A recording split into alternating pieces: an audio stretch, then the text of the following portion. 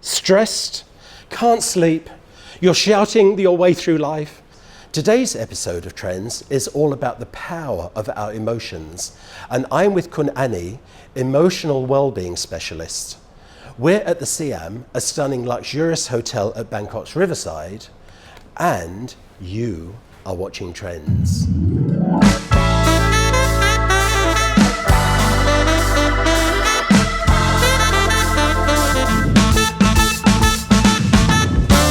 Annie, can you tell us about your great work that you're doing with emotions? Yeah, so I basically help people understand their emotions, understand where they come from, understand their belief about emotions, about themselves. So it's a lot of inner work rather than just trying to fix it with maybe, just yoga or tools. These tools are really great to help you first establish awareness. But once you establish awareness, you have to go back and still understand, my throat is hurting. What emotions comes up when my throat hurts? I keep having the same emotions with this person. What is this relationship trying to tell me? Why am I stuck in this pattern of emotions? And it's like a reflection of whatever your inner world is. Your outer world will reflect that emotions that comes up, right?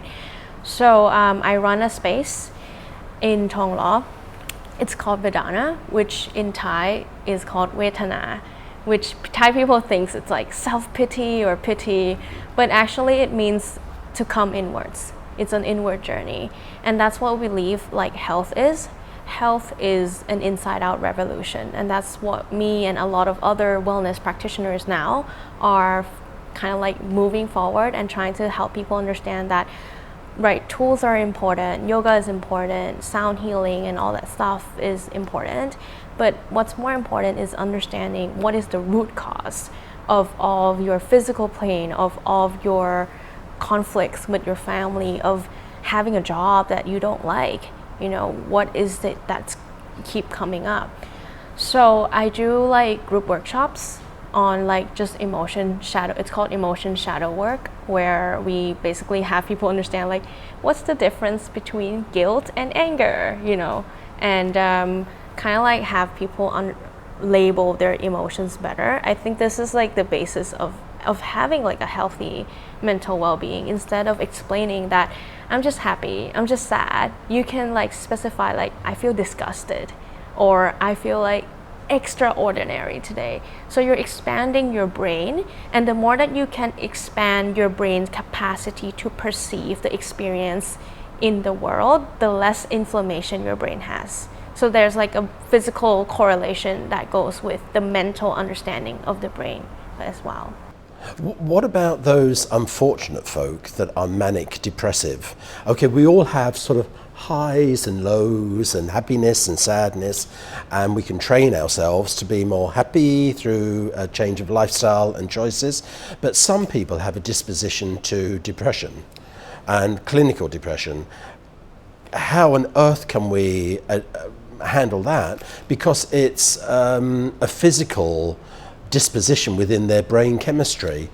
Can you address that with what you're doing? Yeah, so I had a history of long periods of depression, and also this is how I got into my own work as well. Is I was highly depressed, but I was highly functioning depressed. That means that I'm still performing really well in school, getting really good jobs, really good pay, but then I was self-medicating a lot. I was taking lots of drugs. I was not having good relationships with my partner, with my family, with my parents. I was crying every day. I was grasping and surviving every day, but everything on the outside looked fine. If you were to know me and you were oh, your life is so good, that already creates depression. Because the inside's no, I'm dying, but everyone thinks everything is great. So that's that was what I was experiencing. I was suicidal for a period of time as well. I didn't get the help that I needed, as in I went to hospitals and there were no psychologists that could basically talk to me. Yeah, and then my body started reacting to all the mental suppressions, to all the emotions that were never clear, to all the stories that, never had space. So I started fainting out of nowhere. Like maybe like for 15 minutes, I would just freeze and then fall down onto the ground for no reason.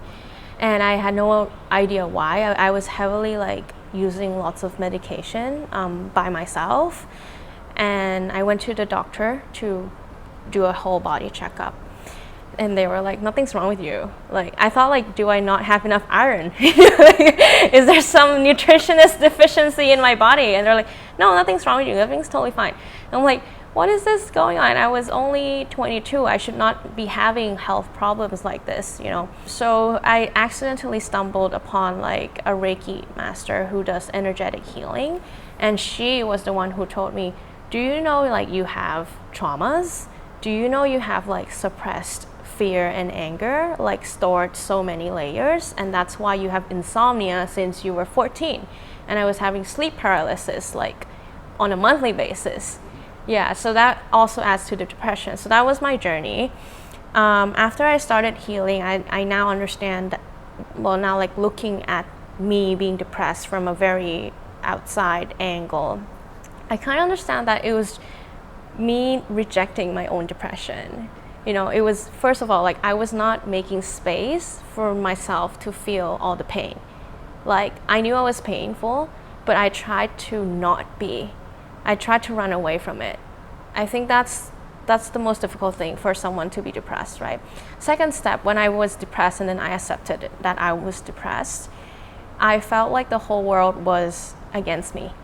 I felt like I was not normal in society. And this, I spoke to a lot of people who were diagnosed even like worse conditions than I was. They had to do like brain shock therapy. They had to go be admitted. I had friends like that because we're all in the same boat.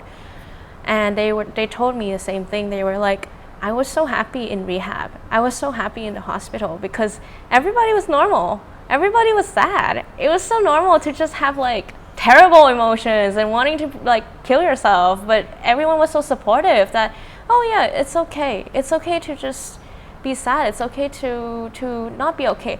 Most of the times, like depressed, I would say teenagers or kids now that I see a lot of parents have problems with as well, is because they think it's something you need to fix, right? When you treat a person like they're something that needs fixing, that person feels like there's something wrong with them already. That contributes to them opening up about their problems, about what's bothering them. And this is just the basis of like a person feeling like it's not safe to feel sad. It's not safe that my problems are valid. There's no one validating my problems. Am I like the abnormal one? Am I the sick person? That's one part, the societal factor. And then there's the other part, which is the bio and chemical factor, which is the brain. So there is an imbalance, definitely, for people who are, I would say, categorized as mentally ill. There is a chemical imbalance, but the thing is that chemical imbalance are nurtured. It's not like poof, you're chemically imbalanced right now. You just take this pill, now you're chemically balanced again. The brain works in a predictive manner, and so we grow up in a family. We go to school. We do things repeatedly. That's how our brain predict things, right? So the more you can predict things accurately, the less anxiety and depressed you will feel. That's just how the brain works. But if you keep having wrong predictions about things, like I'm gonna go get a coffee, it should be safe for me to get a coffee. But once you go get a coffee, your dad like smashes you. Your brain like goes to shock. Then there's this stored like emotion of like, shit, I predicted all wrong. What's gonna happen to my life now? All stored up. And then you have to act like everything's fine. I'm just gonna go get a new coffee, right? All that is stress, is the wrong prediction that causes stress, and then stress causes the imbalance of chemical in the body. But we have no idea, like as a child grows up, we have no idea how many times their brain incorrectly predicted things, right? Because that's like a household dynamic. already that we must go into. And everybody predicts things like wrong, and that's why anxiety happens, because we're trying to predict correctly. We're trying to get to know what is going to be the right next steps, and that's why fortune telling is one of the best health industry in Thailand. I have to say this. You don't go to see a therapist, you go see a fortune teller because you want to correctly predict your future. That's how you heal depression, in a way. But I would think, not as a specialist or expert in this area that you are, you get depressed because either a relationship has broken up, family pressure maybe if you're younger, and school performance, job pressure because you don't have a job and you're trying to find work, or a recovering drug addict. I've met a reformed drug addict who was using recreational drugs for a year, and now she's got a life doomed with manic depression. Her brain has changed and she can't get back to a happy space. Are these your customers? Are these the people who are coming to you asking for help? There are people, and I've helped people who wanted to break away from drugs, who were using either prescribed or self-medicated recreational. Or they've broken up in a relationship, that could be, or work pressure. These are the type of driving forces that put people in a position where they're going to come to you and say, help. Yes. Yeah. Can you change their outlook? Oh, that's a deep question. So what I would do is it cannot happen in one session. There's not an instant No, fix. I don't think anything is instant. Yeah, no, there's no quick fix. There's no like get rich quick scheme, right? So it takes time. It takes time to grow and nurture something. First, I will have to let them see the perspective that they are holding, because that's the most important thing that we work with emotions. Emotions are created based on belief, right? So we need to examine their belief system. But this doesn't work with people who are not willing to do this work. People who come to me are people who are already like, I'm doomed, like we need to do something. I need to see something else in my way, right? So that first we work with the ego. And this is the concept of like just Buddhism, of like understanding, what is the ego? What does the ego look like? Does the ego look like judgment, criticism, perfectionism, blame, reasoning, justification, and once they start to identify their ego, like, oh my God, a lot of times my ego are working, and then they can create a distance from their ego, and that gives them space to be somebody else, at least for 1 second, for 10 minutes during their day to day. Yeah, so this is kind of like mental training is like physical training, but you really have to do it every day. And that's why I said like you can't just gain a muscle after a one session in gym. We met at a corporate event organised by the Thailand Convention Exhibition Bureau, and you were talking about the service and support that you provide. How does that translate to a corporate environment? Actually, I think it's quite popular now. Like a lot of corporate businesses are looking into wellness and well-being education and exercises as well, like learning about your anxiety, learning how to physically move your body. So we recently, like our space, we do weekly ice bath. And people think ice bath is just like for athlete trainings, right? For people who do a lot of jogging and then they go into the ice for like muscle recovery.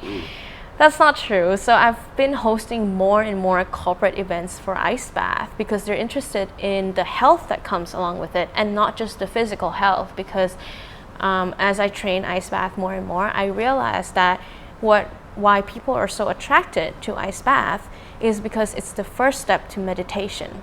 Really? Yes. I would have thought if I'm stepping into an ice bath, there'd be a lot of expletives and I'd be in pain and agony. But that leads you, by being in an ice bath, leads you to a positive mindset then, doesn't it? It does. So it does help with mental resilience. So it helps readjust all your brain chemicals, right? But more importantly, you begin to establish a new belief about yourself, that you can do it, that you can change your belief about yourself. That is the first mental shift that we want to see in a person. And the second thing is like, people think that pain is bad, but pain is not bad. Pain is necessarily for growth, but not lots and lots and lots and lots of pain. That's called chronic stress. Yes. And that's not helpful, right? When we go into the ice bath, we start to be able to manage our stress and just a little amount of stress. And we do that by breathing. And that's why I say it's meditative state, because meditation is for us to separate our body, mind from each other and just be like, this is not my body, I can let go. And that's how you become detached to the ego, to the self, and then just stay with the breath, with the breathing. And that's what gives you your spirit or your soul, you know. So that's basically like what ice baths teach everybody in just 3 minutes. And so people are so attracted to it. It's like every corporate is now interested. They all want us to bring the ice bath to their hotels, to their outing. We still have limited staff. Are there multiple baths? Is it a communal affair? We have 2 baths. Okay. And so How long do you stay in the bath for? 3 minutes. Okay. not like half an hour and you're frozen. No. Okay. So it's shock to the system, and that obviously I heard endorphins. It stimulates endorphins. Yeah. And you can then use that to train the brain to be happier, I suppose. Well, you don't have to even train. You train yourself to be with the pain. That's more of what you're trying to train. You know, but then the endorphins, the serotonin, the oxytocin, the dopamine, that's the auto effects. Yeah. That's like, whether or not you want them, you will have to get them. And so that's why after people coming out from the bath, they feel extremely happy, extremely open, wanting to socialize, wanting to like reach out, wanting to like do things because their dopamine just like increase. So somebody said, like the research said, that ice bath is 3 times stronger than cocaine. So which I would say is true, like trying all the kinds of medications myself. And I would say that it lasts even longer. So ice bath would last like 3 hours after the ice, or sometimes even the whole day. It's fantastic that you can incorporate that into a corporate event and a corporate experience. That's brilliant, isn't it? Yeah, I think a lot of corporates now are looking for like they're understanding now that well-being of the workforce, basically, isn't it? Yeah. And their creme de la creme have to perform and be in a good place mentally. Yeah, especially after COVID, I think everybody realized that like, okay, work from home is like such a great saving resources, but then it's like depleting everybody's mental health, because we're social creatures. You know, we are regulating each other's chemical body right now. So without relationships, emotions cannot exist. And that's why through relationships, we learn what emotions are acceptable and not acceptable. And thus, that's why when you do an ice bath with a group, you bond stronger with the group. And so it's like team bonding kind of thing as well. And with this incredible personal journey that you've been through, are you now in a happy space? Yeah, I am. So this is not a veneer for your business and your enterprise. You're happy. So that's great. That's a great case study that you've been through hell and back with ups and downs, and you're now in a very good place with the mental well-being. Yeah, it took a lot of vulnerability with yourself to actually admit, and this is for anyone who's going through like a mental breakdown, divorce, losing a job, or whatever. It takes a lot of courage to actually say like, I'm not okay and I need to do something about this, you know, and I need help and somebody can help me. And society is making us very isolated, actually. There's a lot of single people isolated. They don't have the family support, or they're too afraid to go to a family with a problem, basically, and put on that happy veneer that you probably did when you were a teen. It was also like a family culture thing, because my father did not believe in mental illness, so that's one thing I had to fight against, right? I had to tell him like, look, depression is real, I'm experiencing it. And he was like, well, depression is weak people syndrome. And I'm like, I don't know how to explain this to you anymore, you know? So I had to go on my journey. Luckily, my mom was more nurturing and empathetic. Yeah, but still, a lot of people, I think, are still going through this step that like, hey, I'm not okay, but everyone thinks I'm okay, and that's the isolation that they're feeling. Or maybe sometimes they think that this is the solution that I need, but then your friends, your family, your work, you're like, no, this is not the solution you need. So you're like, wait, so what's the solution that I need? You know, it takes a lot of courage to kind of like step out and be like, this is me, this is what I'm experiencing. Where should I go from now on, right? Yeah, because sometimes, like in my case, like modern medicine did not work, going to hospital did not work, so I had no alternative knowledge of what worked. Mine, I was lucky. I went to an island, and I just accidentally met this person who does Reiki, which I had absolutely no idea what Reiki was. I had no idea that energy existed, and it was all these energies suppressed in my body that was causing me to not be able to sleep for 10 years. You know? So that was not available, and I went to really good school. I got like a really good degree, and I still couldn't take care of my health. Yeah. So with the courses and the workshops that you have at your Wellbeing space in Tonglo, are they one-on-one, or do you have classes where multiple people attend and you get like group therapy? How does it work? Right, so before it started as a group workshop, like public, open to anybody. Now I'm seeing that a lot of people need more private healing, more like private one-to-one, and that's actually where real work begins as well. The group workshop, I would say, is kind of like introductory. You'll be like, do I need this medicine? Do I need this person to talk to me? What do I like? You know, you kind of like go around and explore things. And it's also like a nice weekend thing you do with your friends instead of going to drink. So that's what the group serves. You know, but then when you actually be like, oh, I need someone to really listen to me, that's where the private healing happens. And then right now we're pushing more for one-on-one, so we're restructuring the houses, the product, the rates, everything, so the facilitators work better in that area. Yeah. Thanks so much for coming in and sharing your story with us on Trends.